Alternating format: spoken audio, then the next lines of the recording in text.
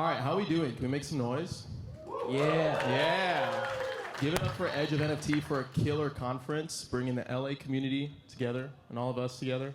How are you guys doing? I'm good. You have a lollipop? I got a lollipop. What flavor is that? It's bubble gum. Shit. Bubble gum, I think. All right. I'm feeling it. Nice. Before we get started, really quick, this is all about how the creator economy and NFTs intersect. How many people in the audience are actually creators? By show of hands. All right, like 3/4. Is it like video creators, TikTok creators? Let's show by show of hands. Video creators. Bloggers. Twitter degens, shit posters. All right, not too many. Well, I'm excited to be here. Guys, pleasure to be on stage with you. I think we can just dive right in. Let's start with a quick bio. Who are you guys? What does the world need to know about you? Keep it short, 30 seconds. We'll go one by one. Hi guys, I'm Jesse. I am the creator of a community called Praise and the Praise Pals, and I'm gonna talk more later, so I'll leave it at that. That's awesome. I wasn't familiar with Praise, so I'm excited to hear about it. But I am Alex Hooven. I am Director of Strategic Partnerships and Growth at Rally. And on the other side of the coin, I'm also oversee governance and operations for a DAO called Friends with Benefits here in LA. Hello, everyone. I'm Noel Borges, one of the co-founders of Mintblack. I have the pleasure of working with an incredible team of folks to work with creators like Jim Jones, who was the first hip-hop artist to launch an NFT, as well as a social token, and Nicole Buffett. Excited to be here. And then I'm Adam Levy. I host a podcast, Mint. I basically document the pulse of where crypto meets creators, teaching creators how they can use these crypto primitives to build, monetize, and own their audience. So without further ado, we're here to hear you guys talk, okay? I think a good place to start, we're talking about all things creator economy here. What's the current state of the creator economy as it pertains to Web3? How do you guys see that? Are we going down the line or just chime in? Down the line. Down the line. All right, let's do it. Creator economy. Let's see. Where do I start? Web3 is all about community, so it's pretty much the core for me. It's kind of synonymous, community versus creator. I think producers are the leaders of the future, so creator economy is about being creative, being you, being authentic, being genuine, finding your true value, and in this Web3 world, if it's like people are like, oh, why is this art valuable? Because I think it is, because I said it is, because someone else thinks it is. So it's a much more just open environment, and creators are going to be the leaders of the future. Our currency is going to flow to creators. I think a lot of currencies are going to flow to creators. And it's just exciting times because I think we all feel this vibe happening here. Certainly if you're here, you can feel it. And I think it's the age of the creator. So let's go. Age of the creator, I love it. The question was... Current state of the creator economy in Web3 as we stand today. Oh, I think the state of it is awesome. Sorry. Let's go. The state is awesome. I think what's so incredible about the creator economy and how it's intersecting with Web3 is that all the tooling and primitives that are being designed right now in Web3 are really just allowing sort of that precious relationship between a creator and the fan to be able to have this symbiotic relationship where both the fan and the artist can be capturing equal value that they are both providing without having any middleman in between to sort of disrupt that. So that's what I think is great. Amazing. I love it. First off, before I want to shout out Adam and Mint. Every Sunday at 3 p.m., I'm looking forward to your email. If you're not subscribed, you definitely should, as he captures everything from DAOs to NFTs, social tokens. It's really the best podcast and Thank newsletter. You, sir. So definitely check Appreciate it out. Within the current economy, so I think there's economy 2.0 or creator economy 2.0, and then there's creator economy 3.0, which I'll consider Web3. So in the social token space, we talk often about moving from Web 2 to Web 3, and we liken it to going from hashtags to cash tags. And we see the future, which is now, we're embodying our future self now. So what does that look like? It looks like creators having, as mentioned before, a symbiotic relationship with their fans. And more specifically, we're capturing value of the personal brand. So their creators, up until now, the relationship is such that a TikToker or an Instagram influencer will perhaps sell a product or a service or an experience, the fan will purchase it. Creator receives money, fan receives product or experience, and that's usually where the relationship ends. Within Web3, the fan receives experience and as well as or the product, and more importantly, they now have the potential to share in the financial gains by reselling that NFT. And by the way, when that happens, the creator also generates additional revenue. So now their interests are aligned. And that's where we're moving from Web 2 to Web 3. And regarding hashtags to cash tags, it's this idea that within Instagram and TikTok, it's about popularity, right? It's about gaining as many followers and attractions. Within Web 3, it's about community. It's not just about followers, it's about building community and monetizing that community in a way that's not just beneficial to the creator, but also beneficial to the token holders, whether it's an NFT or a social token. So should creators strive to build virality or to build their like 1,000 true fans via NFTs? What's better? Yeah, I mean, I wrote a book about this. It's called The Connection Algorithm. And so I think that everything is about humanity, and sometimes we get lost in the technology. Sometimes it's hard for us to socially and culturally keep up with the technology. But I just think that I just think it's really important for people to understand that, again, it comes back to the community. The community is the most important thing, and that people are going to gravitate toward that. And so it comes back to like culture. And so I look at one-on-one connections. I try to figure out who I am, and then I try to figure out who's gravitating toward me, and I try to have real relationships with those people, and I go one by one, and I ask that person, who do you admire? And then they tell me, oh, I admire this person. And that's literally like how I've grown my entire platform. And it's funny because like 3 weeks ago, we didn't have any community to speak of in Web3, but I've been building community for so long, real community and real connections and real relationships that, we had no Twitter, no Discord, no email list less than a month ago. Now we have 30,000 plus in that environment, and we didn't spend a penny on advertising. We did that because, like you were just saying, man, like beautifully said, eloquently said, it's a circle. Like the community is getting value from itself. There's no product. There's no leader. There's just a community, right? And then there's currency that is attached to that community in the form of a token or NFTs or art or whatever, something in IRL, something in the metaverse, it doesn't matter. It's just a community of people, okay? Like the community that you were born into was controlled by a government.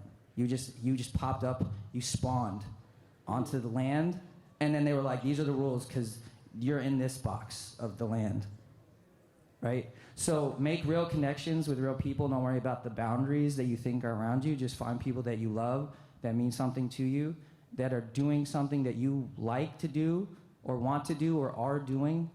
Find out who you are, and then that value will start to literally manifest.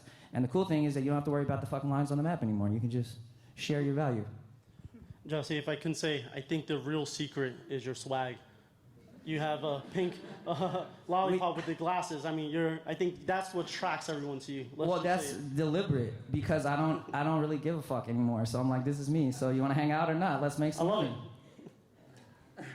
So, yeah, we'll give applause. Doesn't give a fuck. Let's go. All right. So the question was, again, build for virality or build for an intimate base of people, right? That may or may not end up being your collectors. Like, how do you guys think about that? Yeah, I think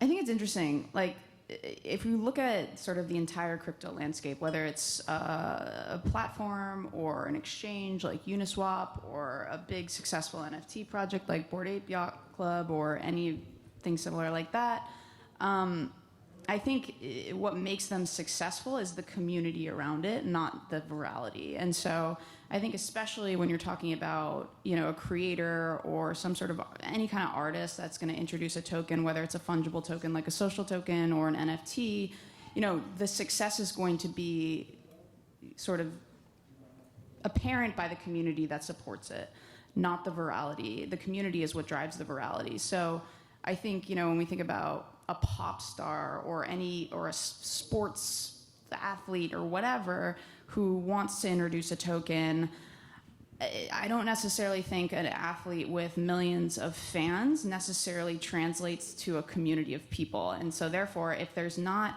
any sort of unifying ethos or philosophy or mentality around why we're introducing this token, what the goals of this community to build together and share an ownership of this community, there's not going to be a tremendous amount of at least instant success. And so I think a community that's been established, so that could be a media company that has a passionate group of existing subscribers, or a community like Praise, where they've already sort of fostered this idea of like why they're in this together. They're way more set up for success than just your average athlete or musician that just wants to introduce a token for the sake of introducing a token. So yeah, I think it's more about creating that community first and less about the virality. And I think the virality will come in success of the community. Absolutely. I think virality is more so Web 2 and creator economy 2.0 as we see it today. I think community building is at the heart of Web 3. And as mentioned, the goal isn't to just get more followers, but to create raving fans. And how do you create raving fans? I would prefer to call them token holders, right? And build this community where everyone is aligned and sharing in the upside, and the follower doesn't just see their contribution to the fan by just liking or posting or commenting, or liking or commenting or sharing, but now they get to purchase a product or an experience when they collect, let's say, an NFT of a creator, or if they purchase the social token of a creator. That gives utility, and I think utility is at the heart of community building, where there's more than just collecting it. Collecting it is cool, and I think we've seen a lot of that over the past year.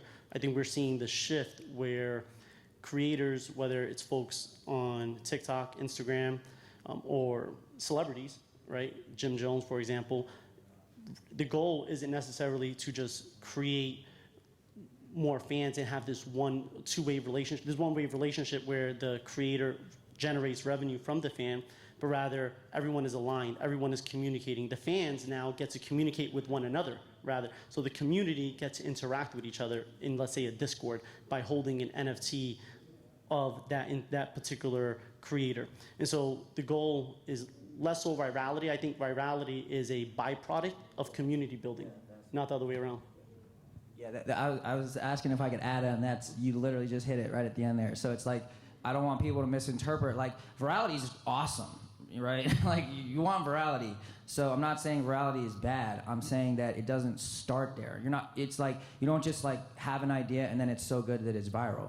You build something slowly, like we're talking about, to the point that it's solid, and then you turn on, you put your foot down on the gas, and that's what we did. And it's like, it's a hype cycle. So like, you want to leverage that still. It's still, you're still trying to, it's a competitive market, it's a hype cycle, you got to look at all these elements. But the problem is that people don't see the forest for the trees, and they just try to go all the way before they build it up. I've been working on something for a year, and then whenever you see an overnight success, it's never an overnight success. Never.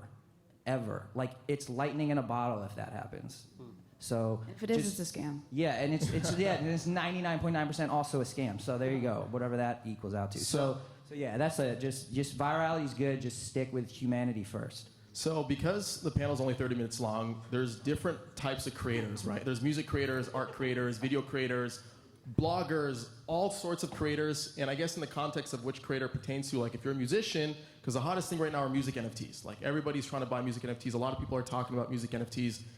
If you look at a music artist, his like number one source is kind of like getting virality on Spotify, on Apple Music, right? And then trying to use NFTs and social tokens as that primitive to kind of bring his fans together, to monetize his fans separately from Facebook, separately from Spotify, and all that. So I think it's very relative, right?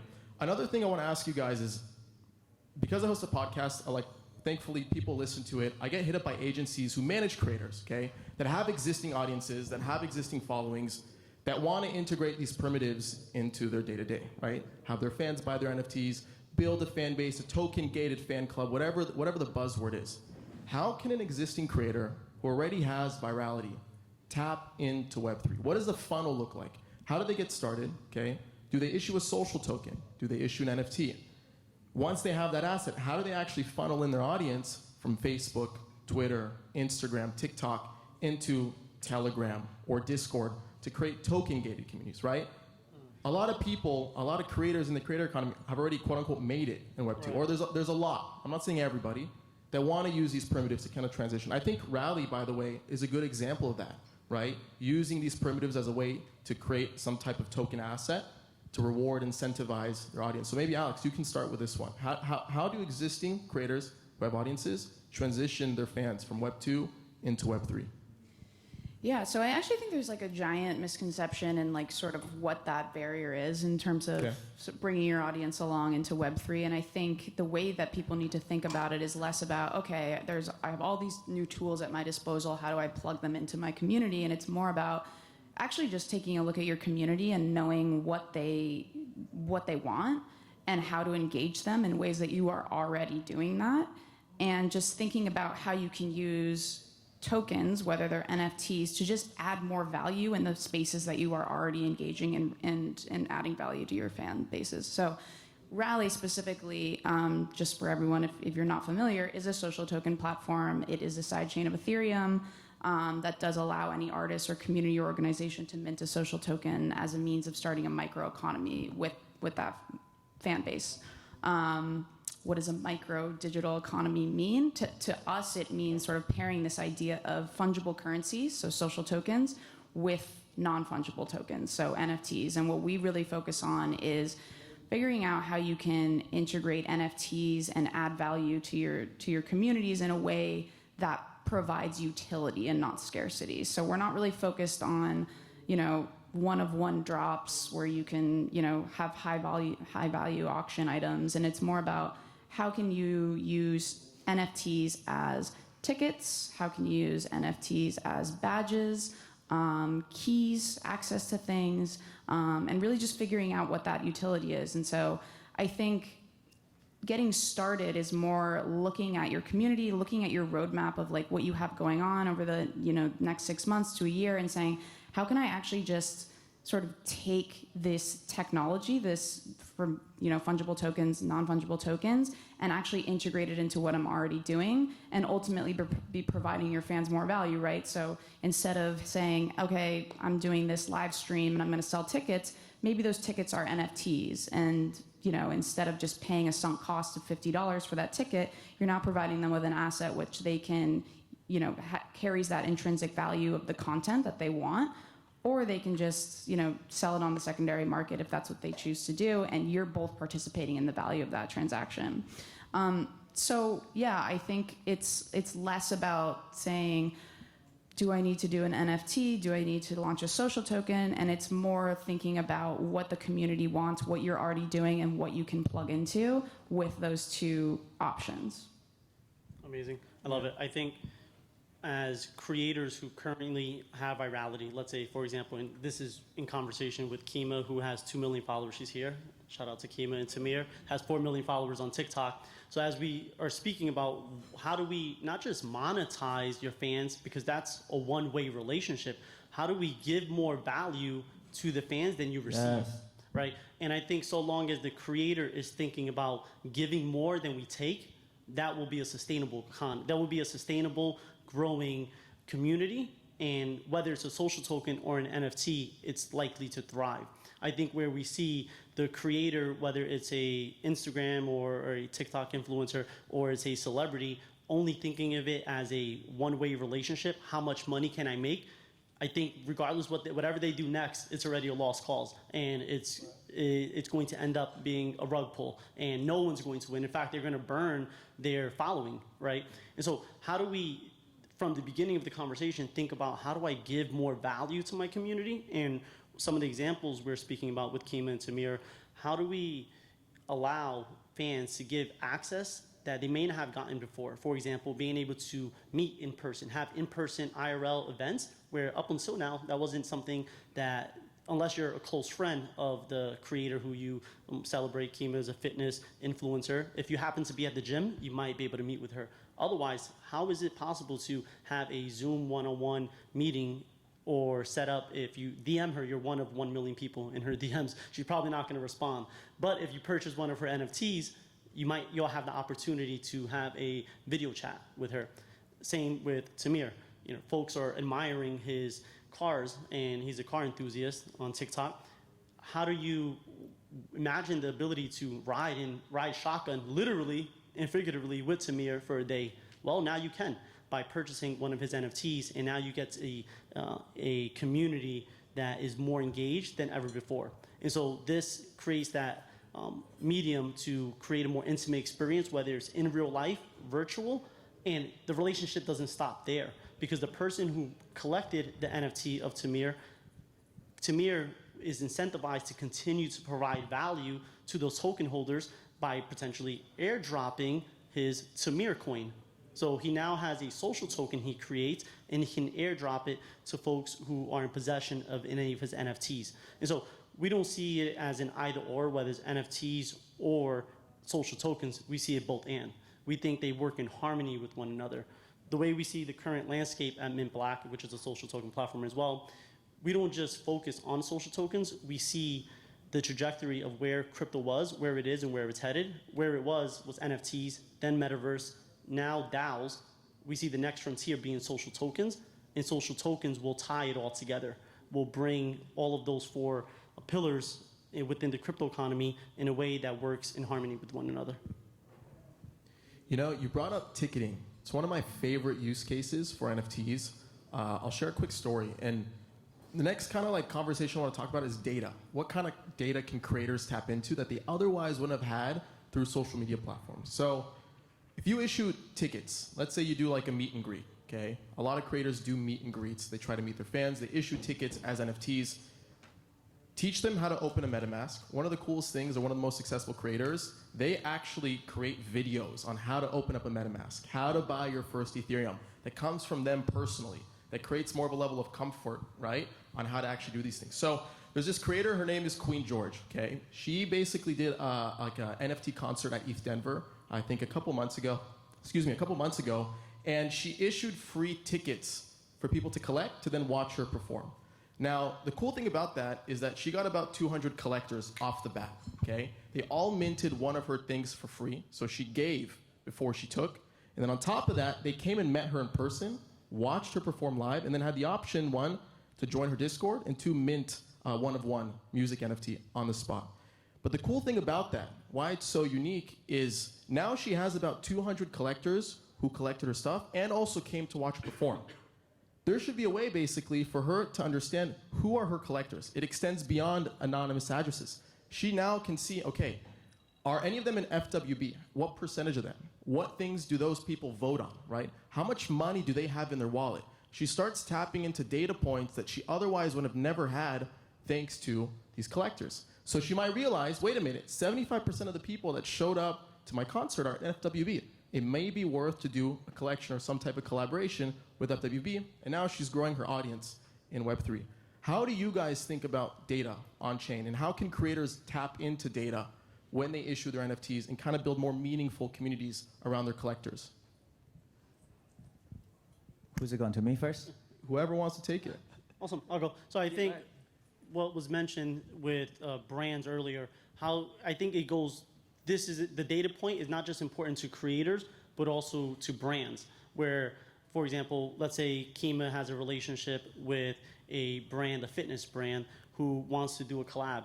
If there are, let's say, 1,000 collectors of her NFT, and she can see that these, we can airdrop now, let's say that brand wants to create an NFT, can airdrop it to her current collectors, and over time, we'll be able to look in the wallet and see which fans are the ones who are likely to buy product A versus product B. And as mentioned a moment ago, if 50% of them are holders of, let's say, a Since 3000 generative art collection, therefore, which is an upcoming collection with Danielle Leslie, she's launching shortly, similar to like a World of Women, for example, if they're in possession of that NFT, we know that that's someone who's passionate about women empowerment, right? And so those NFTs that are in the wallets of a token holder says something about the person. Danielle is very intentional with the NFTs she collects. right? Because it's a representation of her brand. So when you look at her collection, and that she has a World of Women, she has a Bored Ape, she has some blue chips, but more importantly, she has NFTs of collections and with that causes that matter to her. And so we can see what matters to the individual that perhaps in Web 2 you wouldn't be able to see that because this is all the public. Really quick, that's the ownership economy, right? When you talk about creators owning the platforms that they participate on, this is data that they might have not otherwise been able to tap into, right? And to learn more about who's their audience, who's doing what with them, who's engaging with them. When you have these addresses and everything is transparent and you can tap into this data, you're able to unlock insight that you otherwise wouldn't have been able to kind of explore. Right. Yeah, I was just going to add, like, I think that's just the huge part about Web3 is this idea of ownership. And like the question I pose to a lot of creators is like, okay, if you were to wake up tomorrow, hypothetically, and YouTube or Spotify or Instagram or wherever you're, interacting with your audiences the most, magically disappeared, would you feel like you still had meaningful ability to connect with your audience? And I think most people would say no, right? Because you don't have ownership over that data.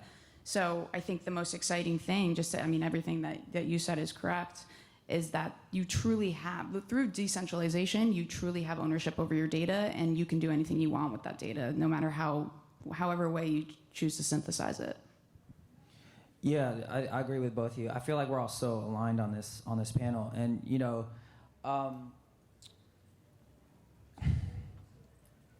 I guess, I don't know, for me, I feel like it's definitely a situation where you're trying to look for what is the culture, and to me, it's the model is completely flipped. Like the power has shifted from the corporation to the individual, right? So when I think about that in the context of data, it's like a whole different thing. It's like when you think about data, you think of corporations, but now it's flipped. The data is yours. It's the individual. So it starts the core, everything. The center is you. So the future is all about you, and I'm kind of on a mission to change the connotation of the word selfish, because I think it's a really positive word. I think we all need to be more selfish. And I think we're all starting to realize that we've not been selfish enough. The corporations are selfish. The institutions are selfish. Like, we're just literally like living miracles. So like, let's just own our data. And I agree with everyone on here. It's what they're showing, what we're all showing the world is that this is where we want to spend our money, on self-expression, on art. The data is showing us now, because it is decentralized data. It's real data. The data is coming from you and you and you and you, and it's coming from us now. It's not coming from the corporation. So that's why the Web 2 folks are like, I don't get this. Here's all my data. Here's all my numbers. Okay, here's how NFTs work. Okay, I'm going to plug this in, and then I'm going to raise my bottom line by this. It's like, guys, that's not what this is about. So if you have a long-term view, then you got to really, like, literally turn the concept of data on its head, upside down, and start thinking about it that way. And again, why I'd suggest doing stuff for free, giving things out for free. Just get something to collect something, right? Get someone to just commit that action. And I think you've already entered the funnel, like the top level funnel, kind of building like a minimum viable community in Web3. Yeah, they'll come to you. Like, you literally, your people will come to you, and then you monetize that way. The coolest part about Web3 is that in Web2, we're the products of the platform, right? Like, we rent everything. You know how many people on my TikTok feed, they disappear because TikTok decided to shadow ban them or remove their account for whatever reason, and they have to build their millions of followers from the get-go? They rented their audience, right? In crypto, you now own your audience, right? You co-own now the platforms that you belong to, that you participate on, and you share the upside as they grow, right? You want to add something? And I'll add on to that. We see Web 2, Instagram, TikTok, YouTube as one layer, and we see social tokens and NFTs as a layer that sits on top of the various platforms. So if you are in possession of a Tamir NFT, you can now gain access and benefits to his brand, whether it's on Instagram or TikTok or YouTube. Wherever you find him, you can all have this shared common interest that goes beyond just the relationship on that respective social media. As mentioned, if your TikTok shut down or if you were shadow banned, how do you communicate and interact in a way that's separate from these platforms? And we see social tokens and NFTs as the medium to do just that, and it sits above all of the various social tokens, or all the various social platforms. Go ahead, Alex. Yeah, I was just gonna say, and by the way, like it's so possible for these platforms to just shut down. I don't remember when Facebook was down for like a day. Like that actually had tremendous impact on small businesses that operate on Instagram. But I just wanted to add to something that you said about just I think that Web3 has kind of flipped this idea of like the traditional Web2 tech notion that you build the platform or the product first and then the community will come. But in Web3, it's actually build the community and incubate the products from there through the ownership of your data. Yeah. So like an example of that is in FWB, where there is now I think about 6,000 token holders, but 2,000 active members, and we were throwing events at different conferences and trying to find a way to get our members in through like a token gated mechanism, and we couldn't find a solution that worked for us. So we then voted internally to allocate some of our treasury budget to just build our own product. And now we license that out to other DAOs and other platforms. So it really is that notion of like looking at your data that you own and seeing sort of the white spaces and then building things for the community. Because if your community needs it, there's obviously others that need it too. It's like your community is your team and your team is your community. It's all the same thing. You're all wearing the same hats. And by the way, I love that line, and we got to repeat it again for the people in the back. The token, you build a community, and the product will come, versus the other way around. Yeah, exactly. So it's like the model in like Web2 is like build a minimum viable product, right? Find product market fit, and then scale. In Web3, it's build a minimum viable community. Find people that align under a common theme, under a subject. Bring them together. Issue an asset of some sort, whether it's a membership pass, right, via an NFT, some type of ERC20 that's a speculative asset, whatever it may be. Give them upside that as the community gets stronger, grows, builds, they share that leverage with them. By the way, I was a victim of the first event that happened that then led to building the event platform. Oh, in Paris? Yeah, in Paris, yeah. Throwback. Yeah. I want to leave and open the room up for questions. If anybody does have any questions.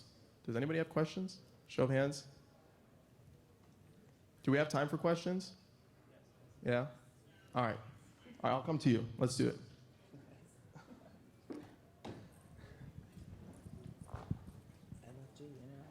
Hey, how you doing? Oh. I like it. Hello. I had a question about as far as doing free NFTs. How do you set that up? Because from what I know, I have very limited knowledge of a lot of things in the NFT space thus far. It's a lot of cost that goes into everything. How do you set up something to give for free? Do you have to like choose a certain blockchain? Like you might not be able to use Ethereum. You might have to use something different in order to get that out there. Because I want to give something away for free, but I'm not sure as to how to go about doing that. I'd recommend the marketplace Drawstrings. One of my partners, Kenny, who's one of the co-founders of Drawstring, is built on Near.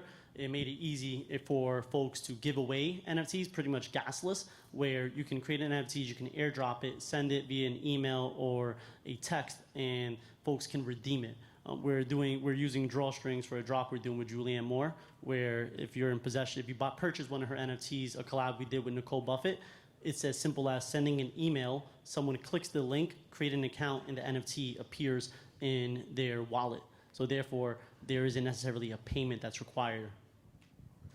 I'm also just going to quickly shill Rally, because Rally is very much just an out-of-the-box economy in that you can just create an account, sign up, and all of the tooling, the smart contract language is all done for you on the Rally sidechain. So it's as easy as just making an account and uploading your art asset and then being able to drop it that way. There is no gas on the sidechain. And I think that's actually a key thing to touch on, is that Rally was built with sort of the fan relationship in mind, and thinking that these people that are creating social tokens or NFTs on Rally probably have a community and probably have some sort of reputation on the line, and you want that first fan experience in crypto to feel safe and secure. And for us, that means no gas fees, so that people don't feel like they're getting sort of taken advantage of when they're making a transaction. And so that's a big thing for Rally. Yeah, I'll just quickly say +1 for Rally. I mean, that's like for what you described, probably one of the best, if not the best options. And then the second piece to go along with that is do your research, right? Because there is not one answer ever. It's like, what is your specific goal? And then, in touching on gas, like, totally agree. Like Rally's good for what you just described because of that fact. Whereas, on Ethereum, you're going to pay for gas. Gas, if you don't know, is almost like a tax for bandwidth or throughput through the system. So, but then you've got Ethereum has a big community, right? And they've got a lot of, eyes on them and this and this. So you just got to like really think about how you want to use. Those are just 2 examples that you could use out of, 1,000. So, but, use Rally. Yeah, totally. So I'll add one thing, and we've got to wrap up, so I can't do any more questions. But I've used POAPs, which are basically like free NFTs. I've growth hacked my newsletter to thousands of subscribers because of POAPs. It's like a hidden secret in crypto. So the best way, in my opinion, I haven't tried Rally stuff. I'd love to try it. But from my personal experience, a lot of people that throw events, they use POAPs to kind of just give something for free just for attending, right? And then from there, so POAP it's a proof of attendance protocol. So it's basically its own like mechanism to reward people for showing up at an event or doing an action. So at the end of every season, I basically give out listener badges, speaker badges, and I give sponsors NFTs as well via POAPs, right? And it's just a fun thing. People love them. People go crazy for them. So it shows you if you can give something, then you'll get something in return. But I think that's where we got to end off. You guys want to plug yourselves really quick? And then, yeah, thank you. I'll just plug you, man. Good job. Amazing moderation. Thanks for this amazing conversation. Everybody can find me. So thanks for being here. I love Web3. I love all you guys. Keep doing what you're doing. Yeah, I mean, if you're interested in figuring out what a social token economy could look like for you, feel free to come see me after this and follow Rally on all our social channels for more. Amazing. Check us out at the exhibit booth, Mintblack, and as well as on our socials. We have a number of exciting drops. As we mentioned, we're doing Jim Jones' performance, where he's also dropping an NFT live right after Steve Aoki. So if you're still in the building, make sure to check that out. It's at 6 p.m. and Steve Aoki speaks at 5:30. As well as we have an exciting NFT drop that Julianne Moore did, where she created NFTs of her dresses, where if you auction and win, you receive a gown. And we ran the world's first NFT commercial during the Oscars, which would have made the headlines if it wasn't for Will Smith. That said, you all know that it happened. And shout out to Jesse. I need a black lollipop. Okay. Thank you. You guys can find me at Levy Chain everywhere in the Mint podcast. If you search Mint Adam Levy, you'll find it everywhere. Thank you, guys.